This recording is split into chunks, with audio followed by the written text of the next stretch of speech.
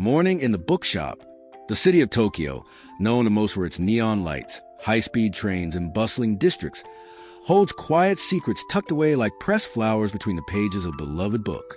On the edge of a sleepy street in the quieter ward of the city, past a florist where tiny bells chime with the opening of the door, and next to a stationery shop selling handmade envelopes and calligraphy pens, there stands an old wooden building with character in every nail and notch.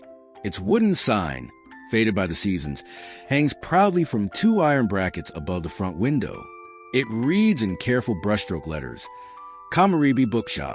Komorebi, a Japanese word that means sunlight filtering through the trees. And true to its name, on this particular spring morning, shafts of golden light sift through the cherry blossoms overhead, dappling the shop's exterior with moving patterns of pink and gold. The window panes are dusted with the memory of yesterday's breeze, and on the steps sits a single fallen petal, trembling as if remembering the moment it let go of its branch. Inside the bookshop, it's still and dim, like a dream not quite finished. The books sleep in silence, tucked neatly in their wooden shelves, each spine a guardian of thousands of words and worlds. A scent lingers in the air, part old paper, part polished cedar, and part something else you can't quite name, like the lingering warmth of a bedtime story once heard. Then, without fanfare, the day begins. The key turns in the lock with a soft metallic click. The door creaks open on its well-worn hinges, and a little silver bell above the frame sings its familiar greeting, a high, clear chime that bounces around the shelves. The books seem to shift just slightly, like they too are stretching and preparing for the day. The man who steps through the door is Mr. Sato. He is perhaps in his early 70s, though he wears his age like one wears a well-loved cardigan, gently, without fuss. His frame is slender but sturdy, and his steps are slow, not out of frailty, but out of reverence, for the space, for the routine, for the quiet. He wears a soft gray haori over a cream shirt and loose indigo trousers, and his shoes are always the same brown leather pair, soles smooth from decades of soft footsteps across wooden floors. With a sigh that seems both content and necessary, Mr. Sato closes the door behind him and presses his palm against the old wood, as if saying good morning to the shop itself. He walks slowly to the back wall, past shelves that rise almost to the ceiling, and begins his opening ritual. One by one, he flips on the switches hidden just beneath the windowsills. The lights bloom into life, not all at once, but in a warm progression, like the slow lighting of lanterns at a festival. Overhead bulbs glow softly, casting light that falls like honey onto the counters and shelves below. Dust motes, caught midair, begin to dance lazily, stirred by the gentle vibrations of waking light. Next, Mr. Sato makes his way to the large front windows, reaching up to untie the strings that hold the shutters closed. With one pull, the wooden panels fold open and sunlight spills in bold and golden. It floods the front table, spotlighting the day's feature display. Books of haiku, poetry, and essays about nature, all carefully arranged with sprigs of pressed plum blossom laid between them. Outside, the street is still mostly quiet. A cyclist glides past, a small child in the front basket, giggling as the wheels click over a crack in the pavement. Somewhere in the distance, a delivery truck rolls to a halt. But inside the shop, time seems to pass differently. It is slower, gentler, held in a bubble of stillness that Mr. Sato nurtures like a garden. He walks behind the front counter and places a small blue and white porcelain cup down gently. Then he moves to a low cabinet and opens it to reveal a kettle and a worn clay teapot with a bamboo handle. With care, he fills the kettle from a jug of filtered water and plugs it into the wall socket. The electric hum begins, faint but steady. As he waits for the water to heat, Mr. Sato reaches for a soft cotton cloth folded neatly on a small wooden tray. He begins dusting the shelves, not hurriedly, but as if each book deserves his attention. His hands move in smooth, practiced motions, up along the spines, around the edges of the shelf, and sometimes gently over the top of a particularly old book, his fingers tracing the embossed titles like reading Braille. Some books are in Japanese, others in English, and many in French. There's an entire section devoted to translated European fairy tales, another to philosophy, and yet another to cookbooks that smell faintly of cinnamon and soy. Occasionally, he pulls out a volume that has fallen slightly out of line straightens it, and pats it once like one with a small dog. There is love in his every motion, the love of someone who has spent a lifetime among stories. The kettle whistles. He turns it off immediately and pours the hot water into the teapot, where roasted barley grains begin to swirl and steep. As he places a lid on the pot, the aroma of musica fills the air, nutty, warm, and earthy. It blends with the scent of old books in a way that makes the air itself feel like a memory. Carrying the teapot and cup on a small lacquer tray, Mr. Sato returns to the stool near the poetry section. He sits down, carefully pours the tea, and sips. He does not rush. He watches the steam rise, curling and twisting in the morning sunlight. He listens to the quiet creak of the wooden walls settling. He closes his eyes for a brief moment, breathing in deeply, grounding himself in this sacred silence. The bookshop is open. The day has begun. And in this little corner of Tokyo, time is turning a page, opening rituals and dusting the shelves. The morning in Tokyo is beginning to stretch its limbs, but inside Komorebi Bookshop, the rhythm remains hushed and deliberate. The world outside is speeding up. Buses sighing, shutters rattling, and shoes clicking against sidewalk tiles. But within the wooden frame of the bookstore, a slower tempo persists. It is here, in this space that smells like time and tea, that Mr. Sato continues his opening rituals with a kind of reverence one might reserve for a sacred ceremony. After finishing his cup of musica, Mr. Sato carefully places a teacup on the saucer, then on the tray, and finally returns it behind the counter. His motions are smooth, practiced, like the steps in a well-rehearsed dance. Nothing in the shop is rushed, not the pouring of tea, not the turning of a page, not even the gentle clearing of his throat as he stands to resume his morning duties. He retrieves a soft duster from a basket near the window. The handle is carved from bamboo, smooth with age and slightly curved from years of use. The fabric is cotton, washed and rewashed so many times that it feels like water between his fingers. This is not the kind of feathered duster one waves through the air with a quick flourish. No, this is for slow work, for the quiet brushing away of yesterday's settled thoughts. Mr. Sato begins in the fiction section. Here, the books rest like old friends, each one carrying within it a chorus of imagined voices and lived experiences. He runs the duster gently along the top shelf, moving from left to right, careful not to disturb the books more than necessary. As he dusts, he murmurs under his breath, not words exactly, but soft sounds like the kind you make when recalling a dream just on the edge of memory. He pauses now and then, pulling out a book to read its title. Sometimes he even opens one, just for a moment, to scan a sentence or two. Today, he opens Snow Country by Yasunari Kawabata. The pages are slightly yellowed, and the paper gives a faint crinkle as he turns it. He reads, "The train came out of the long tunnel into the snow country." He closes the book gently and tucks it back into its place like he's tucking in a child. The shelves creak faintly under the weight of stories, and Mr. Sato continues down the row. His footsteps are soft against the tatami-matted floor, which muffles sound like freshly fallen snow. A breeze pushes through the open window now, stirring the chimes that hang near the front. They sound like tiny glass bells, faint and high and fleeting. He reaches the children's section next. There, a basket of picture books waits beneath a low table with small wooden chairs. The table has been polished so much over the years that you can see the reflection of the paper lanterns in its surface. Mr. Sato kneels slowly, joints creaking only slightly, and begins to dust this area with particular care. He straightens a stack of fairy tales with watercolor covers, then adjusts a display where a stuffed tanuki sits beside a picture book about magical forest spirits. A spider's thread glimmers between two corners of the bookshelf, just a strand, nearly invisible except when it catches the light at the perfect angle. Mr. Sato leans forward and gently brushes it away with the very edge of the duster. He mutters an apology to the spider, just in case it's listening. On the floor beneath the poetry display lies a single curled petal, pale pink, probably from a blossom outside.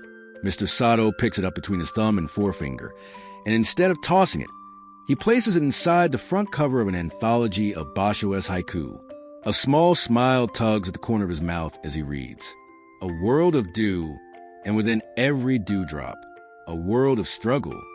He leaves the book open for the day's first guest. Now he moves to the center table, a wide wooden surface meant to display featured titles. Today, he changes the arrangement slightly, rotating the front-facing book to one with a forest scene on the cover. He adjusts the little ceramic fox figurine that sits beside it, its tail curling up and around its paws. He wipes away a faint thumbprint on the surface, although it's hard to tell if it was real or just his imagination. Mr. Sato then lifts a small, pale blue notebook from under the counter, the shop's to-do book. It has hand-drawn borders and a little sketch of a teacup on the cover. Flipping it open, he reviews the notes written in his careful, curved handwriting. Dust window ledges. Adjust mystery section display. Brew fresh musica before noon. Replace battery in wall clock. He nods at the list and sets the book aside. Walking to the wall clock, a lovely old thing shaped like a small shrine. He takes a step stool from behind the curtain. He climbs carefully, his balance sure despite his age, and removes the round wooden back. Inside, he swaps out the battery, and the second hand begins its journey anew, ticking softly like the sound of distant footsteps on gravel. The bookstore is now filled with the soft background music of a place alive in its quietness. Tick, rustle of pages, distant city hum, chime of porcelain, the occasional creak of a wooden beam above. Mr. Sato walks slowly back toward the front. He pulls out a cloth-covered chair from behind the counter and sits, gazing out the window. The cherry trees outside are shifting slightly in the breeze, and one petal spins in lazy circles to the ground. He breathes in deeply. There is still much to do, shelving new arrivals, polishing the counter, preparing the back table for a book club gathering later in the week. But none of it feels urgent. Time in the bookshop doesn't march forward. It drifts like incense smoke or falling leaves. Mr. Sato glances at the brass bell above the door. Soon, someone will walk in. Maybe the girl who always asks about mythology. Maybe the retired professor who only reads biographies. Maybe a new customer, drawn in by the scent of books and the calm behind the glass. But for now, he waits, surrounded by stories, held gently by ritual, alive in stillness. Midday peace and tea by the window. The morning hours float by like pages drifting in a warm breeze. By now, Komorebi Bookshop has gently opened its arms to the day. A few visitors have come and gone. A quiet university student looking for translated German philosophy, a pair of middle-aged friends who giggle softly in the travel memoirs aisle, an elderly woman who comes in every Tuesday to exchange a book for another from the lending shelf. Their footsteps, soft voices, and the occasional rustle of a paper bag weave through morning like threads in a peaceful loom. Outside, the sun has climbed higher, its light no longer golden but clear and silvery, brightening every surface it touches. The cherry blossoms sway a little more now, stirred by a breeze that carries with it the gentle hum of midday traffic. Inside the shop, though, the air remains cool and still, shaded by paper screens and tall bookshelves that stand like gentle guardians of stillness. It is just past noon. The clock on the back wall ticks its soft rhythm, and Mr. Sato looks up from the small slip of paper he's been scribbling on, a customer's note for a hard-to-find poetry anthology. He blinks, stretches his fingers, and slowly rises from the stool behind the counter. His knees creak slightly, but he doesn't mind. That sound, like the creak of the floorboards or the hinge of the front door, has become part of the bookstore's character. Familiar and grounding, he walks quietly to the back of the shop, where a small tea-making corner is nestled beside a frosted window. The space is humble but beautiful. A carved wooden shelf with neatly arranged teacups, a clay teapot, a kettle, and a shallow tray of loose tea leaves in small ceramic jars. A calendar with woodblock illustrations hangs on the wall, the current month showing a snowy mountaintop under moonlight. He picks up the jar labeled Sancha. The green tea leaves inside smell slightly grassy, slightly roasted, like a memory of sunlight drying fresh-cut grass. With a small bamboo scoop, he pours a delicate measure into the bottom of the pot. The kettle has already been filled with water earlier in the day, and now it hums gently as it heats. Mr. Sato does not rush. He uses this moment to stand still, listening. In the distance, the soft whir of a ceiling fan. The flutter of a turned page from a customer still browsing near the historical fiction shelves. The wind tickling the wind chimes outside the window.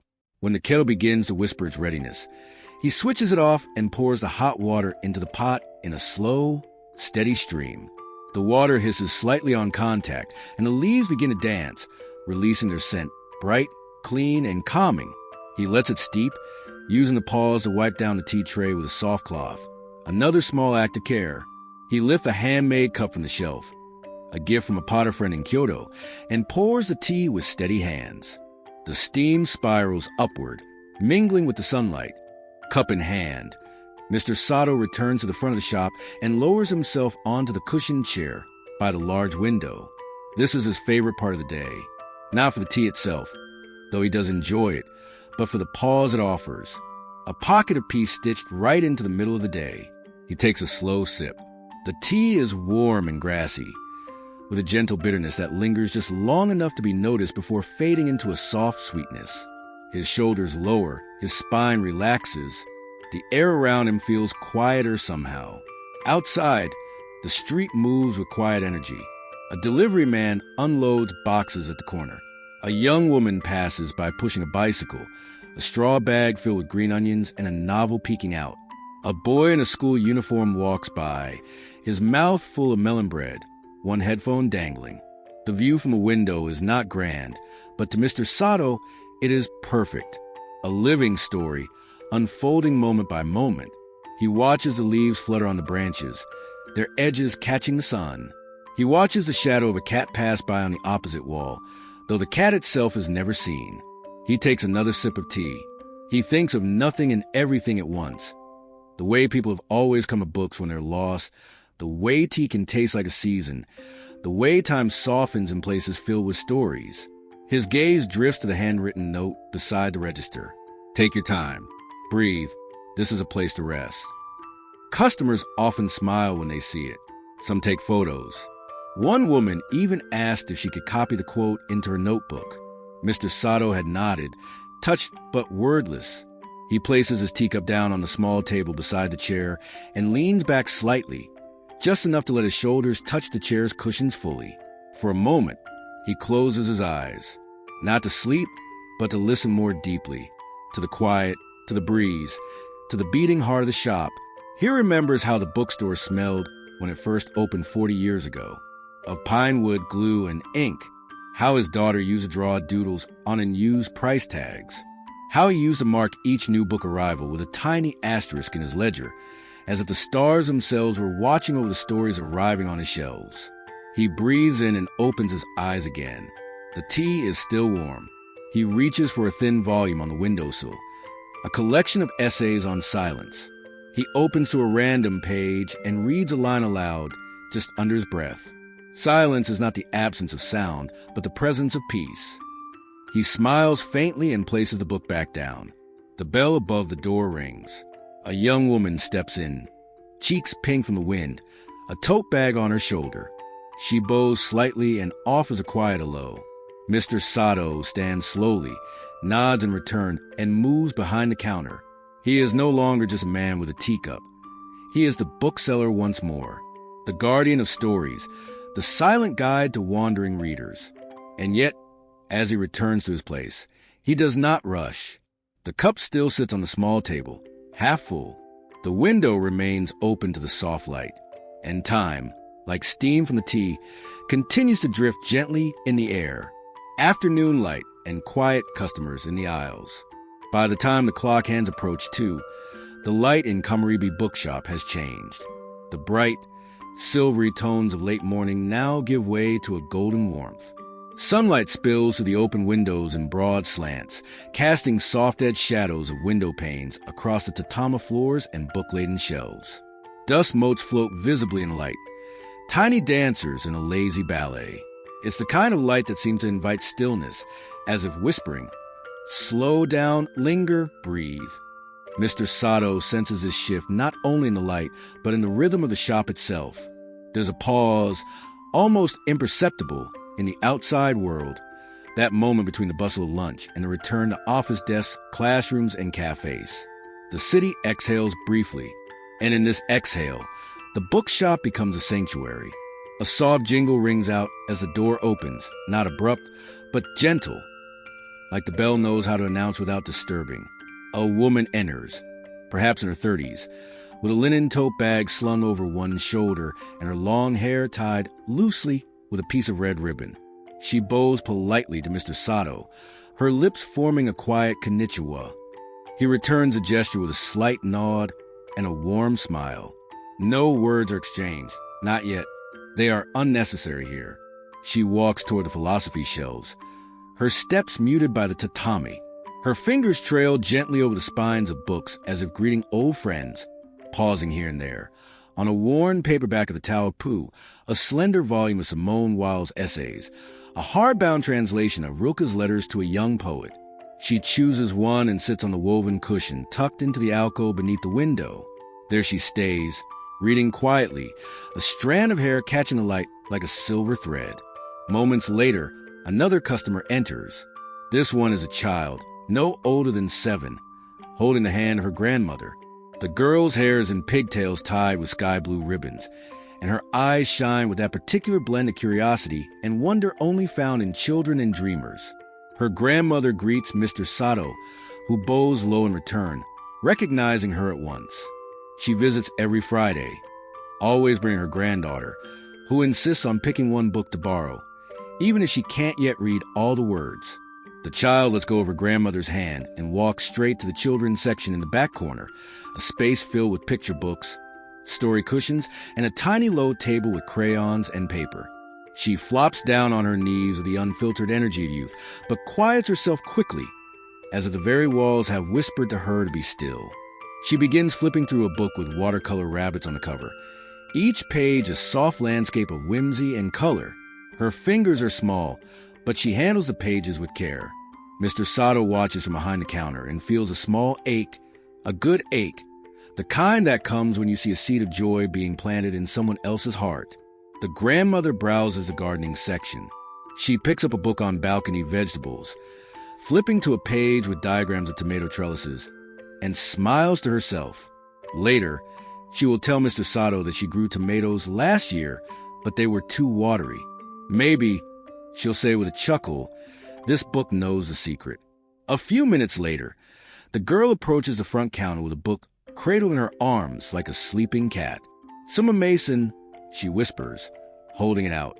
It's a collection of bedtime stories, tales of forest spirits and flying umbrellas. Mr. Sato kneels down slightly, so his eyes are level with hers. "Did you enjoy the last one?" he asks softly. She nods and adds, "I like the fox who baked bread.